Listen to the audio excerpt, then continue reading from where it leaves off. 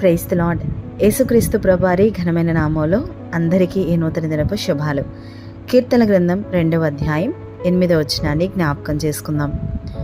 నన్ను అడుగుము, జనములను నీకు స్వాస్థ్యముగాను, భూమిని దిగంతముల వరకు సొత్తుగాను ఇచ్చెదను. ఈ వాక్యం దేవుని యొక్క సార్వభౌమాధికారాన్ని చూపిస్తుంది. జనుల మీద, భూమి మీద, సమస్తం మీద ఉన్న అధికారం. అంతేకాదు, మనం అడిగితే మన తండ్రి అయిన దేవుడు ఏం చేయగలరో కూడా తెలుస్తుంది. హద్దులు లేని ఆశీర్వాదం దేవుడు మనకు అనుగ్రహించడానికి ఎప్పుడూ సిద్ధమే. అధికారం గలవారు ఏదైనా చేస్తారు, ఏదైనా ఇవ్వగలరు. మనం కొన్ని సమస్యలకు వేదన పడిపోతాం, ఎన్నో సంవత్సరాలుగా ఎదురు చూస్తూ ఉంటాం. శారీరకంగా మనం అడుగుతున్నవన్నీ దేవుడు తగిన సమయంలో మనకు అనుగ్రహిస్తారు. వాటితో పాటు ఈ రోజుల్లో మరి ఎక్కువగా అపవాది చేతిలో చిక్కి కుటుంబం పట్ల బాధ్యత లేక, కుటుంబాలలో సమాధానం లేకుండా చేస్తున్న వ్యక్తులు ఎంతోమంది ఉన్నారు.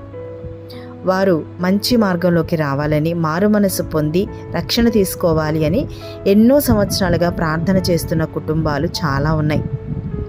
ఎన్ని రకాలుగా చెప్పినా వారు వినకపోగా మరి ఎక్కువగా మూర్ఖత్వంతో కఠినత్వం ప్రదర్శిస్తూ ఉంటారు.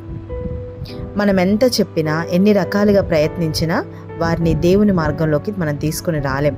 ఎందుకంటే వారి మీద మనకి ఏ అధికారం లేదు, వారిని మార్చగల శక్తి మనకి లేదు. ఇలాంటి పరిస్థితుల్లో ఉన్న మనకి దేవుడిస్తున్న గొప్ప ధైర్యం ఏంటంటే, నన్నడుగుము, జనములను నీకు స్వాస్థ్యంగా ఇస్తాను అని. నిజానికి ఈ వాగ్దానం ఇశ్రాయేలీలకు, వారి రాజులకు దేవుడిస్తున్న మాట. అయినా ఈ మాటలో ఆయన యొక్క అధికారం, ఎంతైనా చేయగలను నీ కోసం, ఏదైనా ఇవ్వగలను నువ్వు అడిగితే అని దేవుని యొక్క బలం మనకి రుజువుపరుస్తుంది. మనిషిని చేసి జీవాన్ని ఇచ్చిన దేవునికే వాని హృదయం మీద కూడా అధికారం ఉంటుంది. మనం మాటలతో జయించలేని వాటిని ప్రార్థనతో జయించగలం. అందుకే ఈ లోకంలో గొప్ప అద్భుతం ఏంటంటే, ఒక వ్యక్తి తన పాపాన్ని విడిచిపెట్టి దేవుని హృదయాన్ని అర్థం చేసుకోవడం. అలా జరగాలి అంటే దేవుడే వారి హృదయాల్లో క్రియ జరిగించాలి. మనకి బాగా తెలుసు, నిర్గమకాండంలో చూస్తాం, మోషే గారికి ఐగుప్తు రాజైన ఫరోకి మధ్య సంభాషణ. దేవుడు మోషే గారితో మాట్లాడి ఫరో దగ్గర నుండి ఇశ్రాయేలుని విడిపించడానికి సర్వం సిద్ధం చేసి అక్కడికి పంపినప్పుడు దేవుడే మోషే గారి చేత అద్భుతాలు చేయించారు. అలానే అటు ఫరో హృదయాన్ని కూడా కఠినపరిచారు. అయితే యెహోవా ఫరో హృదయమును కఠినపరచగా అతడు వారిని పోనీయ నొల్లక ఉండెను అని నిర్గమకాండం 10వ అధ్యాయం 27వ వచనంలో మనం చూస్తాం. మన హృదయం మీద అధికారం, దాన్ని కొన్నిసార్లు కఠినంగా, కొన్నిసార్లు మంచిగా ఎలా అయినా దేవుడు మార్చగలరు. కాబట్టి ఆయనకి మన పరిస్థితి అప్పచెప్తే, మనం ఎవరి కోసమైతే వేదన పడుతున్నామో వారికే తెలియకుండా దేవుడు వారిని తనకిష్టమైనట్లుగా, తనకు మహిమకరంగా మారుస్తారు. కాకపోతే మనం చేయాల్సింది ఏంటంటే దేవుణ్ణి అడగడమే. ఆస్క్ అంటాం. ఏ అంటే ఆస్క్ వైల్ యూ వాంట్ అని. అవసరతలో అడగాలి. అడుగుడి మీకు ఇవ్వబడును, వెదకుడి మీకు దొరకును, తట్టుడి మీకు తీయబడును అని మత్తయి సువార్త 7వ అధ్యాయం 7వ వచనంలో చూస్తాం. ఎస్ అంటే సీక్ అని అర్థం. అంటే వెతకడం, జాగ్రత్తగా వెతకడం.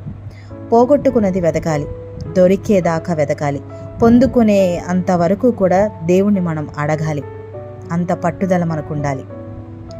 కే అంటే నాక్ అని అర్థం. అంటే తట్టడం. తట్టుడి మీకు తీయబడును. ప్రకటన 3వ గ్రంథం 20వ వచనంలో చూస్తాం. 3వ అధ్యాయం 20వ వచనంలో మనం చూస్తాం. ఇదిగో నేను తలుపు నొద్ద నిలిచుండి తట్టుచున్నాను. ఎవరైనాను నా స్వరము విని తలుపు తీసిన ఎడల నేను అతనితో భోజనము చేయుదును అని. మొత్తానికి ఆస్క్ అంటే అడిగితే, ప్రార్థిస్తే, మనం పోగొట్టుకున్నవి, ప్రార్థిస్తున్నవి అన్నీ చేత పట్టుకొని అడిగితే జనములను స్వాస్థ్యంగా ఇస్తాను అని వాగ్దానం చేసిన దేవుడు సిద్ధంగా ఇవ్వడానికి ఉన్నారు. ఆయన చిత్తానుసారంగా అడిగితే తప్పకుండా ప్రతి దాన్ని కూడా మన జీవితాల్లో అనుగ్రహిస్తారు. కానీ మనకు అడగడమే తెలియాలి. ఎలా అడగాలో ఎలా ప్రార్థించాలో నేర్చుకోవాలి. నిజంగా ప్రార్థనకి అంత శక్తి ఉంది. నిజంగా మోకరించి దేవుని వైపు మన సమస్య పెట్టి ఆయన వైపు చేతులెత్తి అది తీరే వరకు పట్టుదల కలిగి ప్రార్థించే అనుభవం కనుక నీకుంటే నీ అంత గొప్ప వ్యక్తి ఈ ప్రపంచంలో ఇంకెవ్వరు ఉండరు. ఎందుకు అంటే ఆ ప్రార్థన ద్వారా నువ్వు పొందుకున్న కార్యాన్ని నిన్ను ఇంకొంచెం బలపరిచి ఇంకొంచెం మహిమకరంగా దేవునికి నిలబెడుతుంది. కనుక ప్రార్థనలో ఉన్న శక్తిని అర్థం చేసుకుంటూ ముందుకు కొనసాగుదాం. అట్టి కృప దేవుడు మనందరికీ అనుగ్రహించునుగాక. ప్రార్థన. పరిశుద్ధుడా గొప్ప తండ్రి, మీకు వందనాలు. దేవా, మీరు మమ్మల్ని మా కుటుంబాన్ని జ్ఞాపకం చేసుకుని ఇచ్చిన మరొక నూతన దినానికే వందనాలు. ఎలా అయితే ఈ నూతన దినాన్ని ఇచ్చారో అలానే సమస్తాన్ని మాకు అనుగ్రహించడానికి మీరు సిద్ధంగా ఉన్నారు. కనుక అడిగిన వాటిని పొందుకునే అంతవరకు, మార్పు చూసే అంతవరకు విసుగక నిత్యము ప్రార్థించే కృప మాకు అందరికీ దయచేయండి. దేవా, ప్రార్థన అంటే ఏదో 4 మాటలు మాట్లాడి వెళ్ళిపోవటం కాదు కానీ తండ్రి, కనిపెట్టి ప్రార్థన చేయటం, కన్నీటితో ప్రార్థన చేయటం, పట్టుదల కలిగి ప్రార్థన చేయటం. ఒక సమస్య ఉందంటే మనుషుల దగ్గరికి వెళ్ళి మొరపెట్టినా అది వ్యర్థం. ఎందుకంటే వాళ్ళు ఏమీ చేయలేరు, ఎవరి మీద ఎవరికి అధికారం లేదని వాక్యం సెలవిస్తుంది.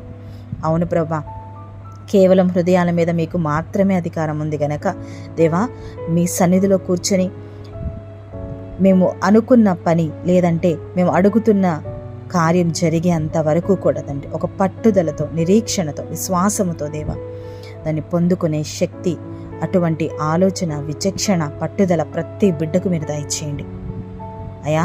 కుటుంబాలన్నింటినీ కూడా పేరు పేరున జ్ఞాపకం చేసుకుని గొప్ప మార్పు నీ కుటుంబాల్లో మీరు అనుగ్రహించమని యేసుక్రీస్తు ప్రభువారి ఘనమైన నామములో అడిగి వేడుకుని ప్రార్థించున్నాము తండ్రి. ఆమేన్.